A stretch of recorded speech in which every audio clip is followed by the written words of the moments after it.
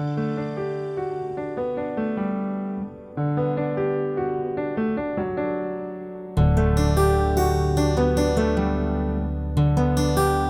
ശാന്തി. 11-12-20 ബാബ പറയുന്നു, മധുരമായ കുട്ടികളെ, Madhuban holiest of the holy ആയ ബാബയുടെ വീടാണ്. ഇവിടെ നിങ്ങൾക്ക് പതീതമായ ആരെയും കൊണ്ടുവരാൻ സാധിക്കില്ല. ചോദ്യം: ഈ ഈശ്വരീയ മിഷനിൽ ആരാണോ ഉറച്ച നിശ്ചയബുദ്ധി ഉള്ളവർ, അവരുടെ അടയാളങ്ങൾ എന്തായിരിക്കും? ഉത്തരം: അവർ സ്തുതി, നിന്ദ എല്ലാത്തിലും ക്ഷമയോടെ കാര്യങ്ങൾ നടത്തും. ദേഷ്യപ്പെടുകയില്ല. ആരെയും ശാരീരിക ദൃഷ്ടിയോടുകൂടി നോക്കില്ല. ആത്മാവിനെ തന്നെ നോക്കും. ആത്മാവായി സംസാരിക്കും. സ്ത്രീ പുരുഷന്മാർ ഒരുമിച്ചിരിക്കവേ കമല പുഷ്പ സമാനം കഴിയും. ഏതൊരു പ്രകാരത്തിലുമുള്ള ആഗ്രഹവും വയ്ക്കില്ല. ഗീതം: ശലഭം എന്തിന് എരിഞ്ഞടങ്ങാതിരിക്കണം? ഓം ശാന്തി. ആത്മീയ കുട്ടികൾക്ക് ആത്മീയ പിതാവ് മനസ്സിലാക്കിച്ചു തരുന്നു. അതായത് ഭഗവാൻ ആത്മീയ സ്റ്റുഡൻസിനെ പഠിപ്പിച്ചുകൊണ്ടിരിക്കുന്നു. ആ സ്കൂളിൽ ഏത് കുട്ടികളാണോ പഠിക്കുന്നത് അവരെ ആത്മീയ സ്റ്റുഡൻറ് എന്ന് പറയില്ല. അവരാകട്ടെ ആസുരിയ വികാരി സമ്പ്രദായത്തിലേതാണ്. മുൻപ് നിങ്ങളും ആസുരീയം അഥവാ രാവണ സമ്പ്രദായത്തിലേതായിരുന്നു. ഇപ്പോൾ രാമരാജ്യത്തിലേക്ക് പോകുന്നതിനായി 5 വികാരങ്ങളാകുന്ന രാവണന്റെ മേൽ വിജയം നേടാനുള്ള പുരുഷാർത്ഥം ചെയ്തുകൊണ്ടിരിക്കുന്നു. ഈ ഒരു നോളജ് ആരാണോ പ്രാപ്തമാക്കാത്തത് അവർക്ക് മനസ്സിലാക്കിച്ചു കൊടുക്കേണ്ടി വരും. നിങ്ങൾ രാവണ രാജ്യത്തിലാണ്, സ്വയം മനസ്സിലാക്കുന്നില്ല. നിങ്ങൾ തൻ്റെ ബന്ധുമിത്രാദികളോടും മറ്റും നമ്മെ പരിധിയില്ലാത്ത ബാബയാണ് പഠിപ്പിക്കുന്നത് എന്ന് പറയുമ്പോൾ അവർക്ക് ആ നിശ്ചയം ഉണ്ടാകുന്നു എന്നല്ല. എത്ര തന്നെ ബാബ എന്ന് പറഞ്ഞാലും ഭഗവാൻ എന്ന് പറഞ്ഞാലും നിശ്ചയം ഉണ്ടാകുന്നില്ല. പുതിയവർക്കാകട്ടെ ഇവിടെ വരാനുള്ള ആജ്ഞയില്ല. കത്ത് ഇല്ലാതെയോ ചോദിക്കാതെയോ ആർക്കും വരുവാൻ സാധിക്കില്ല. എന്നാൽ ചിലയിടങ്ങളിലൊക്കെ ചിലർ വരുന്നു. ഇതും നിയമത്തിൻ്റെ ലംഘനമാണ്. ഓരോരുത്തരുടെയും മുഴുവൻ സമാചാരവും പേരും മറ്റും എഴുതി ഇവരെ അയക്കാമോ എന്ന് ചോദിക്കേണ്ടതാണ്. പിന്നെ ബാബ പറയും അയച്ചുകൊള്ളൂ. അഥവാ ആസുരീയ പതീത ലോകത്തിലെ സ്റ്റുഡൻ്റ് ആയിരിക്കുമെങ്കിൽ ബാബ മനസ്സിലാക്കിക്കും, ആ പഠനമാണെങ്കിൽ വികാരിയും പതീതവുമായവരാണ് പഠിപ്പിക്കുന്നത്. ഇത് ഈശ്വരനാണ് പഠിപ്പിക്കുന്നത്. ആ പഠനത്തിലൂടെ ചില്ലിക്കാശിൻ്റെ പദവിയാണ് ലഭിക്കുന്നത്. ആര് എത്ര വലിയ പരീക്ഷ പാസ്സാവുന്നു എന്നിരിക്കട്ടെ, പിന്നെ എവിടം വരെ സമ്പാദിച്ചു കൊണ്ടിരിക്കും? വിനാശമാണെങ്കിൽ മുന്നിൽ നിൽക്കുന്നു. നാച്ചുറൽ കലാമിറ്റീസും എല്ലാം വരാൻ പോകുന്നു. ഇതും നിങ്ങൾ മനസ്സിലാക്കുന്നുണ്ട്. ആരാണോ മനസ്സിലാക്കാത്തത് അവരെ പുറത്ത് വിസിറ്റിംഗ് റൂമിലിരുത്തി മനസ്സിലാക്കിച്ചു കൊടുക്കേണ്ടതുണ്ട്. ഇതാണ് ഈശ്വരീയ പഠനം. ഇതിൽ നിശ്ചയബുദ്ധി തന്നെയാണ് വിജയന്തിയാകുന്നത്. അതായത് വിശ്വത്തിൻ്റെ മേൽ രാജ്യം ഭരിക്കുന്നത്. രാവണ സമ്പ്രദായത്തിലുള്ളവർ ഇതറിയുന്നില്ല. ഇതിൽ വളരെയധികം ജാഗ്രത ആവശ്യമാണ്. പെർമിഷൻ ഇല്ലാതെ ആർക്കും ഉള്ളിലേക്ക് വരാൻ സാധിക്കില്ല. ഇത് ചുറ്റിക്കറങ്ങാനുള്ള സ്ഥാനമല്ല. അല്പം സമയത്തിനുള്ളിൽ നിയമം കടുത്തതാകും. കാരണം ഇത് ഹോളിയസ്റ്റ് ഓഫ് ദ ഹോളിയാണ്. ശിവബാബയെ ഇന്ദ്രൻ എന്നും പറയുന്നുവല്ലോ. ഇത് ഇന്ദ്രസഭയാണ്. നവരത്നങ്ങൾ മോതിരത്തിലും പതിപ്പിക്കാറുണ്ടല്ലോ. ആ രത്നങ്ങളിൽ ഇന്ദ്രനീലവും മരതകവും മാണിക്യവും ഉണ്ട്. ഈ പേരുകളെല്ലാം വച്ചിരിക്കുന്നു. പരികൾക്കും പേരുണ്ടല്ലോ. പരികളായ നിങ്ങൾ പറക്കുന്ന ആത്മാക്കളാണ്. നിങ്ങളുടെ തന്നെ വർണ്ണനയാണ്. എന്നാൽ മനുഷ്യർ ഈ കാര്യങ്ങളൊന്നും തന്നെ മനസ്സിലാക്കുന്നില്ല. മോതിരത്തിൽ രത്നം പതിപ്പിക്കുമ്പോൾ അതിൽ ചിലത് പുഷ്യരാഗം, ഇന്ദ്രനീലവും ഒക്കെ ആയിരിക്കും. ചിലതിൻ്റെ വില 1000 രൂപയാണെങ്കിൽ ചിലതിൻ്റെ വില 10-20 രൂപയാണ്. കുട്ടികളും നമ്പർ വാറാണ്. ചിലരാണെങ്കിൽ പഠിച്ച് അധികാരിയായി മാറുന്നു, ചിലർ പിന്നെ പഠിച്ച് ദാസദാസിമാരാകുന്നു. രാജധാനി സ്ഥാപിതമാകുന്നുവല്ലോ. അപ്പോൾ ബാബ ഇരുന്ന് പഠിപ്പിക്കുന്നു. ഇന്ദ്രൻ എന്നും ആ ഒന്നിനെ തന്നെയാണ് പറയുന്നത്. ഇത് ജ്ഞാനമഴയാണ്. ജ്ഞാനമാകട്ടെ ബാബയ്ക്കല്ലാതെ ആർക്കും നൽകുവാൻ സാധിക്കില്ല. നിങ്ങളുടെ എയിം ഓബ്ജക്റ്റ് തന്നെ ഇതാണ്. അഥവാ ഈശ്വരനാണ് പഠിപ്പിക്കുന്നത് എന്ന നിശ്ചയം ഉണ്ടാകുന്നുവെങ്കിൽ പിന്നെ ആ പഠനം ഉപേക്ഷിക്കുകയില്ല. ആരാണോ കല്ലുബുദ്ധി തന്നെ ആയിരിക്കുന്നത് അവർക്ക് ഒരിക്കലും അമ്പ് തറയ്ക്കുകയില്ല. വന്ന ശേഷം നടന്ന് പിന്നെ വീണു പോകുന്നു. 5 വികാരങ്ങൾ പകുതി കൽപ്പത്തെ ശത്രുവാണ്. മായ ദേഹാഭിമാനത്തിൽ കൊണ്ടുവന്ന് അടിക്കുന്നു. പിന്നെ ആശ്ചര്യത്തോടുകൂടി കേൾക്കുകയും പറഞ്ഞു കൊടുക്കുകയും ഓടിപ്പോവുകയും ചെയ്യുന്നവരാകുന്നു. ഈ മായ വളരെ ബലമുള്ളതാണ്. ഒറ്റയടിക്ക് തന്നെ വീഴ്ത്തി കളയുന്നു. നമ്മൾ ഒരിക്കലും വീഴുകയില്ല എന്ന് മനസ്സിലാക്കുന്നു. എന്നിട്ടും മായ അടിക്കുന്നു. ഇവിടെ സ്ത്രീ പുരുഷന്മാരെ രണ്ടുപേരെയും പവിത്രമാക്കി മാറ്റുന്നു. അതും ഈശ്വരനല്ലാതെ ആർക്കും ആക്കുവാൻ സാധിക്കില്ല. ഇതാണ് ഈശ്വരീയ മിഷൻ. ബാബയെ തോണിക്കാരൻ എന്നും പറയുന്നു. നിങ്ങളാണ് തോണി. തോണിക്കാരൻ വരുന്നു സർവരുടെയും തോണിയെ മറുതീരത്തെത്തിക്കുവാൻ. സത്യത്തിൻ്റെ തോണി ഉലയും, പക്ഷേ മുങ്ങിപ്പോവുകയില്ല എന്ന് പറയുന്നുമുണ്ട്. എത്ര അനേകം മഠങ്ങളും മതവിശ്വാസങ്ങളുമുണ്ട്. ജ്ഞാനത്തിൻ്റെയും ഭക്തിയുടെയും യുദ്ധമുണ്ടാകുന്നത് പോലെയാണ്. ചിലപ്പോൾ ഭക്തിയുടെയും വിജയമുണ്ടാകും. ഒടുവിൽ ജ്ഞാനത്തിൻ്റെ തന്നെ വിജയമായിരിക്കും ഉണ്ടാവുക. ഭക്തിയുടെ നേർക്ക് നോക്കൂ, എത്ര വലിയ വലിയ യോദ്ധാക്കളുണ്ട്. ജ്ഞാനമാർഗത്തിൻ്റെ നേർക്കും എത്ര വലിയ വലിയ യോദ്ധാക്കളുണ്ട്. അർജുനൻ, ഭീമൻ തുടങ്ങിയ പേര് വച്ചിരിക്കുന്നു. ഇതെല്ലാം കഥകളിരുന്ന് ഉണ്ടാക്കിയിരിക്കുകയാണ്. മഹിമയാകട്ടെ നിങ്ങളുടേത് തന്നെയാണ്. ഹീറോയിൻ്റെ പാർട്ട് നിങ്ങൾ ഇപ്പോൾ അഭിനയിച്ചു കൊണ്ടിരിക്കുന്നു. ഈ സമയത്ത് തന്നെയാണ് യുദ്ധം നടക്കുന്നത്. നിങ്ങളിലും വളരെ പേരുണ്ട്, അവർ ഈ കാര്യങ്ങളെ തീർത്തും മനസ്സിലാക്കുന്നില്ല. ആരാണോ നല്ലവരായിട്ടുള്ളവർ അവർക്ക് തന്നെയാണ് അമ്പ് തറയ്ക്കുക. 3rd ക്ലാസ്സിന് ഇരിക്കുക സാധ്യമല്ല. ദിനം പ്രതിദിനം വളരെ കടുത്ത നിയമങ്ങൾ ഉണ്ടായിക്കൊണ്ടിരിക്കും. കല്ലുബുദ്ധികൾ ഒന്നും മനസ്സിലാക്കുന്നില്ല.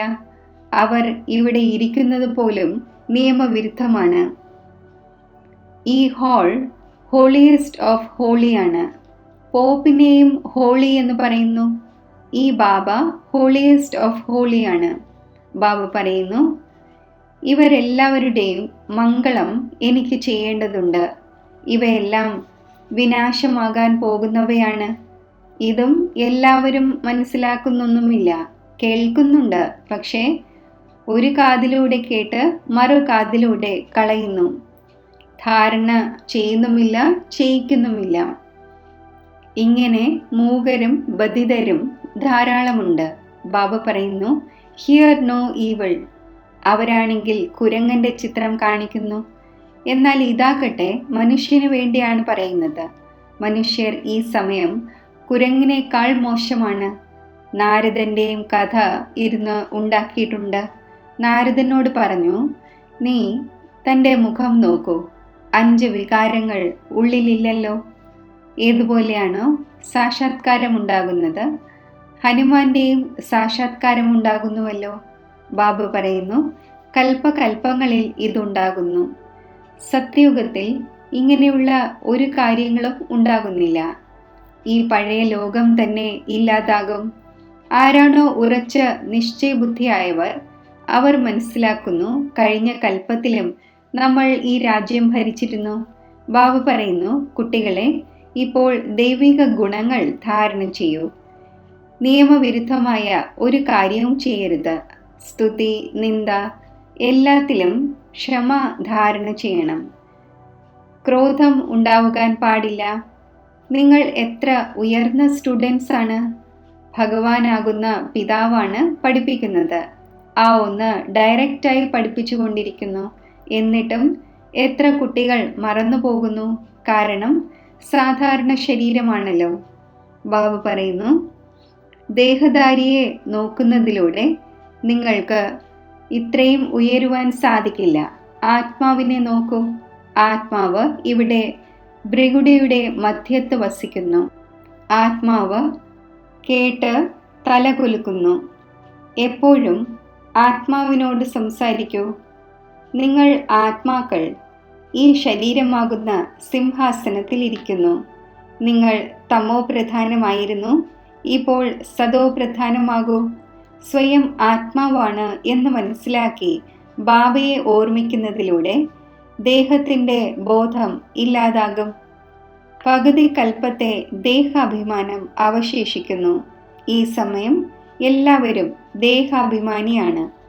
ഇപ്പോൾ ബാബ പറയുന്നു, ദേഹി അഭിമാനിയാകൂ. ആത്മാവ് തന്നെയാണ് സർവ്വതും ധാരണ ചെയ്യുന്നത്. കഴിക്കുന്നതും കുടിക്കുന്നതുമെല്ലാം ആത്മാവാണ് ചെയ്യുന്നത്. ബാബയെ ആണെങ്കിൽ അഭോക്താവ് എന്നാണ് പറയുന്നത്. ആ ഒന്ന് നിരാകാരമാണ്. ഈ ശരീരധാരിയാണ് എല്ലാം ചെയ്യുന്നത്. ആ ഒന്ന് കഴിക്കുകയോ കുടിക്കുകയോ ഒന്നും ചെയ്യുന്നില്ല. അവർ പിന്നെ ഇരുന്ന് ഇതിൻ്റെ കോപ്പി ചെയ്യുന്നു. എത്ര മനുഷ്യരെ ചതിക്കുന്നു. നിങ്ങളുടെ ബുദ്ധിയിൽ ഇപ്പോൾ മുഴുവൻ ജ്ഞാനവുമുണ്ട്. കഴിഞ്ഞ കൽപ്പത്തിൽ ആര് മനസ്സിലാക്കിയിരുന്നുവോ അവർ തന്നെ മനസ്സിലാക്കും. ബാബ പറയുന്നു, ഞാൻ തന്നെ കൽപ്പകൽപ്പങ്ങളിൽ വന്ന് നിങ്ങളെ പഠിപ്പിക്കുന്നു, സാക്ഷിയായി നോക്കുകയും ചെയ്യുന്നു. നമ്പർ വാർ പുരുഷാർത്ഥമനുസരിച്ച് ആര് പഠിച്ചിരുന്നുവോ അവർ തന്നെ പഠിക്കും. സമയമെടുക്കുന്നു.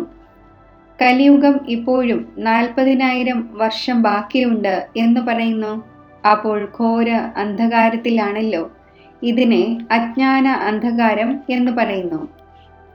ഭക്തിമാർഗവും ജ്ഞാനമാർഗവും തമ്മിൽ രാപകലിൻ്റെ വ്യത്യാസമുണ്ട്. ഇതും മനസ്സിലാക്കേണ്ട കാര്യങ്ങളാണ്. കുട്ടികൾ വളരെയധികം സന്തോഷത്തിൽ മുങ്ങിയിരിക്കണം. സർവ്വതുമുണ്ട്, ഒരു ആഗ്രഹവുമില്ല. അറിയുന്നുണ്ട്, കഴിഞ്ഞ കൽപ്പത്തിലേതുപോലെ നമ്മുടെ സർവ കാമനകളും പൂർത്തിയാകുന്നു. അതിനാൽ വയറ് നിറഞ്ഞിരിക്കുന്നു, അതായത് തൃപ്തമായിരിക്കുന്നു. ആർക്കാണോ ജ്ഞാനമില്ലാത്തത് അവരുടെ വയർ നിറഞ്ഞിരിക്കുകയില്ല, അതായത് അവർ തൃപ്തരായിരിക്കില്ല. സന്തോഷം പോലൊരു ആഹാരമില്ല എന്ന് പറയുന്നു.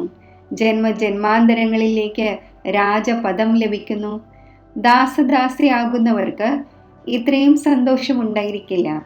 പൂർണ്ണമായും മഹാവീരനാകണം. മായയ്ക്ക് കുലുക്കുവാൻ സാധിക്കരുത്. ബാബു പറയുന്നു, കണ്ണുകളെ വളരെയധികം സൂക്ഷിക്കണം. ക്രിമിനൽ ദൃഷ്ടി പോകരുത്. സ്ത്രീയെ കാണുമ്പോൾ ചഞ്ചലത ഉണ്ടാകുന്നു. നിങ്ങൾ സഹോദരി സഹോദരന്മാരും കുമാർ കുമാരിമാരുമാണല്ലോ. പിന്നെ കർമ്മേന്ദ്രിയങ്ങൾ എന്തുകൊണ്ടാണ് ചഞ്ചലത കാണിക്കുന്നത്? വലിയ വലിയ ലക്ഷപതിയും കോടിപതിയും പോലും മായ ഇല്ലാതാക്കുന്നു. ദരിദ്രരെയും മായ പൂർണ്ണമായും അടിക്കുന്നു. പിന്നെ പറയുന്നു, ബാബ, നമ്മൾ തിക്കും തിരക്കും കൊണ്ടു 10 വർഷത്തിനു ശേഷവും തോറ്റിരിക്കുന്നു. ഇപ്പോൾ പാതാളത്തിൽ വീണ് കിടക്കുന്നു. ഉള്ളിൽ മനസ്സിലാക്കുന്നുണ്ട് ഇവരുടെ അവസ്ഥ എങ്ങനെയുള്ളതാണ്. ചിലരൊക്കെ ആണെങ്കിൽ വളരെ നന്നായി സർവീസ് ചെയ്യുന്നു. കന്യകമാരും ഭീഷ്മ പിതാമഹനെയും മറ്റും ബാണം എയ്തുവല്ലോ. ഗീതയിൽ കുറച്ചധികമുണ്ട്. ഇതാകട്ടെ ഭഗവാൻ ഉവാച തന്നെയാണ്. അഥവാ കൃഷ്ണ ഭഗവാനാണ് ഗീത കേൾപ്പിച്ചത് എങ്കിൽ ഞാൻ ആരാണോ എങ്ങനെയാണോ വിരളം പേരാണ് അറിയുന്നത് എന്ന് എന്തുകൊണ്ട് പറയുന്നു? കൃഷ്ണൻ ഇവിടെ ഉണ്ടായിരുന്നുവെങ്കിൽ എന്ത് ചെയ്യുമായിരുന്നേനെ എന്നറിയില്ല. കൃഷ്ണന്റെ ശരീരം ഉണ്ടായിരിക്കുന്നത് തന്നെ സത്യയുഗത്തിലാണ്. കൃഷ്ണന്റെ വളരെയധികം ജന്മങ്ങളുടെ അന്തിമത്തിലെ ശരീരത്തിൽ ഞാൻ പ്രവേശിക്കുന്നു എന്നതറിയുന്നില്ല. കൃഷ്ണന്റെ മുന്നിലേക്ക് ഉടൻ എല്ലാവരും ഓടിവരും. പോപ്പും മറ്റും വരികയാണെങ്കിൽ എത്ര ആൾക്കൂട്ടം ഉണ്ടാകുന്നു! ഈ സമയത്ത് എല്ലാവരും പതീതവും തമോ പ്രധാനവുമാണ് എന്ന് മനുഷ്യർ മനസ്സിലാക്കുന്നില്ല. ഹേ പതീത പാവന വരൂ എന്ന് പറയുന്നുമുണ്ട്. പക്ഷേ തങ്ങൾ പതീതമാണ് എന്ന് മനസ്സിലാക്കുന്നില്ല. കുട്ടികൾക്ക് ബാബ എത്ര നല്ല രീതിയിൽ മനസ്സിലാക്കിച്ചു തരുന്നു. ബാബയുടെ ബുദ്ധിയാണെങ്കിൽ എല്ലാ സെന്റേഴ്സിലെയും അനന്യരായ കുട്ടികളുടെ നേർക്ക് പോകുന്നു. എപ്പോഴാണോ കൂടുതൽ അനന്യരായ കുട്ടികൾ ഇവിടെ വരുന്നത്, അപ്പോൾ പിന്നെ ഇവിടെ നോക്കുന്നു. ഇല്ലെങ്കിൽ പുറത്ത് കുട്ടികളെ ഓർമ്മിക്കേണ്ടി വരുന്നു. അവരുടെ മുന്നിൽ ജ്ഞാന ഡാൻസ് ചെയ്യുന്നു. മെജോറിറ്റിയും ജ്ഞാനി ആത്മാവാണെങ്കിൽ രസവും തോന്നുന്നു. പെൺകുട്ടികളുടെ മേൽ എത്ര അത്യാചാരമുണ്ടാകുന്നു! കൽപ്പകൽപ്പങ്ങളിൽ സഹിക്കേണ്ടി വരുന്നു. ജ്ഞാനത്തിൽ വരുന്നതിലൂടെ ഭക്തിയും ഒഴിവാകുന്നു. വീട്ടിൽ ക്ഷേത്രമുണ്ട് എന്ന് വിചാരിക്കൂ. സ്ത്രീയും പുരുഷനും രണ്ടുപേരും ഭക്തി ചെയ്യുന്നു. സ്ത്രീക്ക് ജ്ഞാനത്തിൻ്റെ തിളക്കം പതിയുകയും ഭക്തി ഉപേക്ഷിക്കുകയും ചെയ്യുകയാണ് എങ്കിൽ എത്ര കോലാഹലങ്ങൾ ഉണ്ടാകുന്നു! വികാരത്തിൽ പോകാതിരിക്കുകയും ശാസ്ത്രങ്ങളും മറ്റും വായിക്കാതിരിക്കുകയുമാണ് എങ്കിൽ വഴക്കുണ്ടാകുമല്ലോ. ഇതിൽ വിഘ്നം വളരെയധികം ഉണ്ടാകുന്നു. മറ്റ് സത്സംഗങ്ങളിൽ പോകുന്നതിന് വിലക്കുന്നില്ല. ഇവിടെയുള്ളത് പവിത്രതയുടെ കാര്യമാണ്. പുരുഷനാണെങ്കിൽ ഇരിക്കാൻ സാധിക്കുന്നില്ലെങ്കിൽ കാട്ടിലേക്ക് പോകുന്നു. സ്ത്രീകൾ എവിടെ പോകും? സ്ത്രീകളെക്കുറിച്ച് അവർ മനസ്സിലാക്കുന്നത് നരകത്തിൻ്റെ കവാടം എന്നാണ്. ബാബ പറയുന്നു, ഇതാകട്ടെ സ്വർഗത്തിൻ്റെ കവാടമാണ്. പെൺകുട്ടികളായ നിങ്ങൾ ഇപ്പോൾ സ്വർഗം സ്ഥാപിക്കുന്നു. ഇതിനു മുമ്പ് നരകത്തിൻ്റെ കവാടമായിരുന്നു. ഇപ്പോൾ സ്വർഗത്തിൻ്റെ സ്ഥാപന ഉണ്ടാകുന്നു. സത്യയുഗമാണ് സ്വർഗത്തിൻ്റെ കവാടം, കലിയുഗമാണ് നരകത്തിൻ്റെ കവാടം. ഇത് വിവേകത്തിൻ്റെ കാര്യമാണ്. കുട്ടികളായ നിങ്ങളും നമ്പർ വാർ പുരുഷാർത്ഥമനുസരിച്ചാണ് മനസ്സിലാക്കുന്നത്. പവിത്രമായിരിക്കുന്നുണ്ട്. ബാക്കി ജ്ഞാനത്തിൻ്റെ ധാരണ നമ്പർ വാറായാണ് ഉണ്ടാകുന്നത്.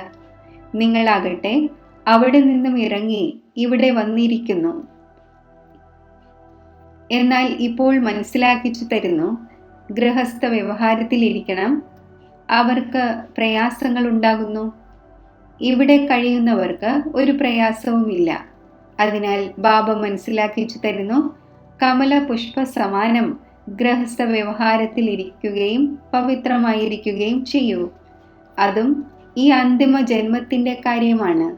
ഗൃഹസ്ഥ വ്യവഹാരത്തിൽ ഇരുന്നു കൊണ്ടും സ്വയം ആത്മാവാണ് എന്ന് മനസ്സിലാക്കൂ.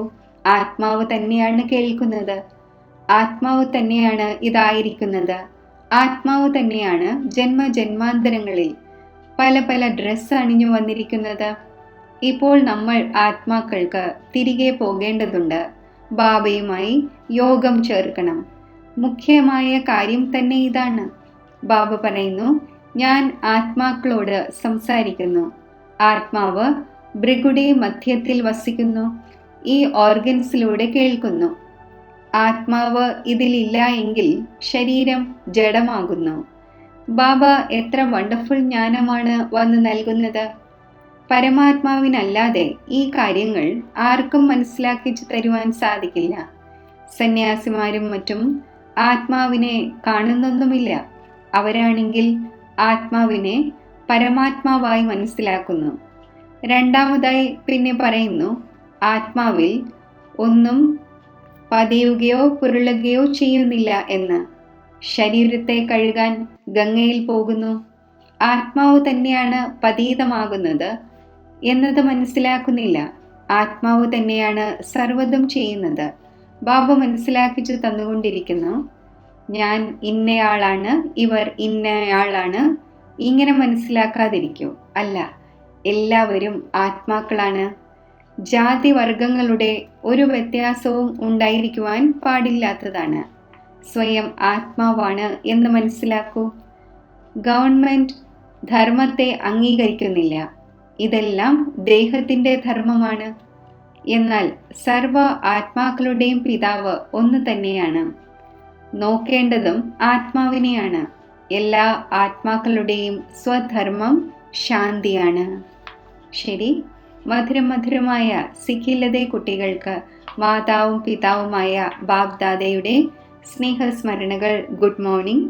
ആത്മീയ പിതാവിൻ്റെ ആത്മീയ കുട്ടികൾക്ക് നമസ്തേ. ധാരണയ്ക്കുള്ള മുഖ്യസാരം: ഏത് കാര്യമാണോ ഉപയോഗമില്ലാത്തത് അവയെ ഒരു കാതിലൂടെ കേട്ട് മറു കാതിലൂടെ കളയണം. Here no ഈബിൾ. ബാബ എന്ത് ശിക്ഷണങ്ങൾ നൽകുന്നു അതിനെ ധാരണ ചെയ്യണം. പരിധിയുള്ള ഒരു ആഗ്രഹങ്ങളും വയ്ക്കരുത്. കണ്ണുകളെ വളരെയധികം സൂക്ഷിക്കണം. ക്രിമിനൽ ദൃഷ്ടി പോകരുത്. ഒരു കർമ്മേന്ദ്രിയവും ചഞ്ചലമാകരുത്. സന്തോഷത്താൽ നിറഞ്ഞിരിക്കണം. വരദാനം: അറ്റൻഷൻ ആകുന്ന നെയ്യിലൂടെ ആത്മീയ സ്വരൂപത്തിൻ്റെ നക്ഷത്രത്തിൻ്റെ തിളക്കം വർദ്ധിപ്പിക്കുന്ന ആകർഷണമൂർത്തിയായി ഭവിക്കട്ടെ. ബാബയിലൂടെ, നോളജിലൂടെ ആത്മീയ സ്വരൂപത്തിൻ്റെ നക്ഷത്രം തിളങ്ങിയിരിക്കെ അണയുക സാധ്യമല്ല. എന്നാൽ തിളക്കത്തിൻ്റെ പെർസെൻറ്റേജ് കുറയുകയോ കൂടുകയോ ചെയ്തേക്കാം. ഈ നക്ഷത്രം സദാ തിളങ്ങുകയും സർവരെയും ആകർഷിക്കുകയും ചെയ്യുന്നത് ദിവസവും അമൃതവേളയിൽ അറ്റൻഷൻ ആകുന്ന നെയ്യ് ഒഴിച്ചുകൊണ്ടിരിക്കുമ്പോഴാണ്. ഏതുപോലെ ദീപത്തിൽ നെയ്യ് ഒഴിക്കുമ്പോൾ അത് ഏകരസമായി ജ്വലിക്കുന്നു, അതേപോലെ സമ്പൂർണ്ണ അറ്റൻഷൻ നൽകുക എന്നത് ബാബയുടെ സർവഗുണങ്ങളും ശക്തികളും സ്വയം തന്നിൽ ധാരണ ചെയ്യുക എന്നാണ്. ഈ അറ്റൻഷനിലൂടെ ആകർഷണമൂർത്തിയായി മാറും. സ്ലോഗൻ: പരിധിയില്ലാത്ത വൈരാഗ്യവൃത്തിയിലൂടെ സാധനയുടെ ബീജത്തെ പ്രത്യക്ഷമാക്കൂ.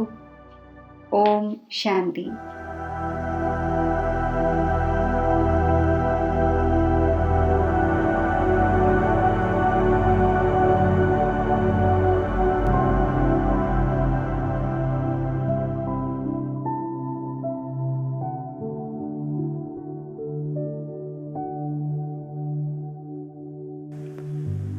പരമധാമത്തിൽ സർവശക്തിവാനായ ബാബയുടെ സമീപത്ത് സ്ഥിതി ചെയ്യുമ്പോൾ എൻ്റെ സ്ഥിതി ശക്തിശാലിയാകുന്നു.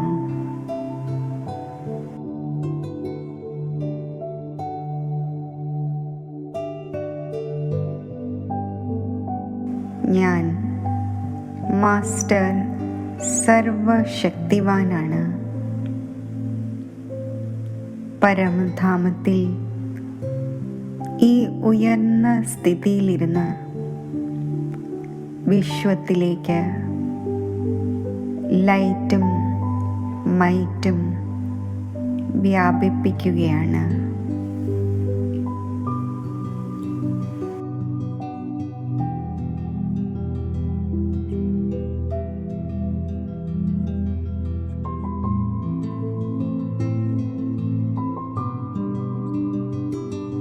എന്നിൽ നിന്നും പ്രവഹിക്കുന്ന ഈശ്വരീയ ശക്തി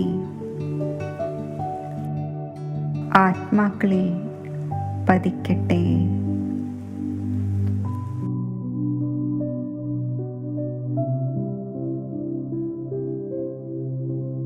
അവരുടെ സമസ്യകൾ പരിഹരിക്കപ്പെടട്ടെ. ഈ ശുഭഭാവനയോടെ, ശുഭകാമനയോടെ ശുദ്ധ വൈബ്രേഷൻസ് അവരിലെ വ്യർത്ഥവും ദുർബലവുമായ സങ്കല്പങ്ങളെ പരിവർത്തനപ്പെടുത്തട്ടെ.